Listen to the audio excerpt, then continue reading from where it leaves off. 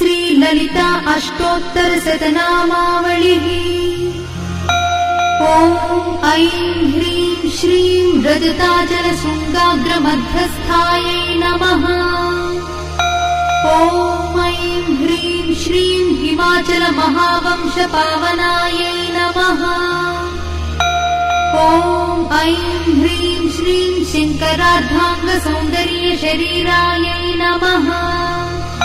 ॐ ऐं ह्रीं श्रीं लसन्मरकतस्वच्छविग्रहायै नमः। ॐ ऐं ह्रीं श्रीं महातिशयसौन्दर्यलावण्यायै नमः। ॐ ऐं ह्रीं श्रीं शशाङ्कशेखरप्राणवल्लभायै नमः। ॐ ऐं ह्रीं श्रीं सदा पञ्चदशात्मैक्यस्वरूपायै नमः। ॐ ऐं ह्रीं श्रीं वज्रमाणिक्यकटककिरीटायै नमः। ॐ ऐं ह्रीं श्रीं कस्तूरीतिलकोल्लासितनिटलायै नमः। ॐ ऐं ह्रीं श्रीं भस्मरेखाङ्कितलसन्मस्तकायै नमः। ॐ ऐं ह्रीं श्रीं विकचाम्भोरुहदळलोचनायै नमः। ॐ ऐं ह्रीं श्रीं शरच्चाम्पेयपुष्पाभनासिकायै नमः।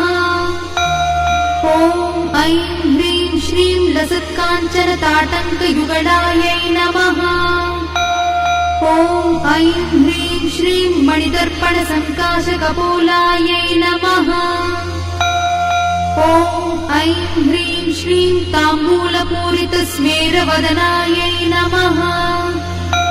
ॐ ऐं ह्रीं श्रीं सुपक्वदाडिमीबीजरदनायै नमः। ॐ ऐं ह्रीं श्रीं कम्बुपूगसमच्छायकन्धरायै नमः। ॐ ऐं ह्रीं श्रीं स्थूलमुक्ताफलोदारसुहानायै नमः। ॐ ऐं ह्रीं श्रीं गिरीशबद्धमाङ्गल्यमङ्गलायै नमः। ॐ ऐं ह्रीं श्रीं पद्मपाशाङ्कुशलसत्कराब्जायै नमः। ॐ ऐं ह्रीं श्रीं पद्मकैरवमन्दारसुमालिन्यै नमः। ॐ ऐं ह्रीं श्रीं सुवर्णकुम्भयुग्माभसकुचायै नमः। ॐ ऐं ह्रीं श्रीं रमणीयचतुर्बाहुसंयुक्तायै नमः।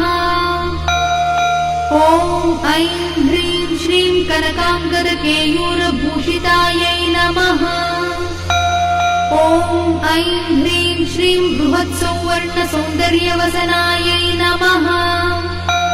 ॐ ऐं ह्रीं श्रीं बृहन्नितम्बविलसज्ञघनायै नमः। ॐ ऐं ह्रीं श्रीं सौभाग्यजातशृङ्गारमध्यमायै नमः।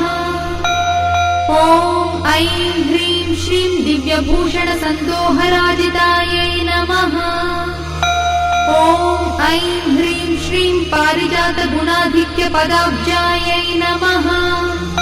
ॐ ऐं ह्रीं श्रीं सुपद्मरागसङ्काशचरणायै नमः। ॐ ऐं ह्रीं श्रीं कामकोटिमहापद्मपीठस्थायै नमः। ॐ ऐं ह्रीं श्रीं श्रीकण्ठनेत्र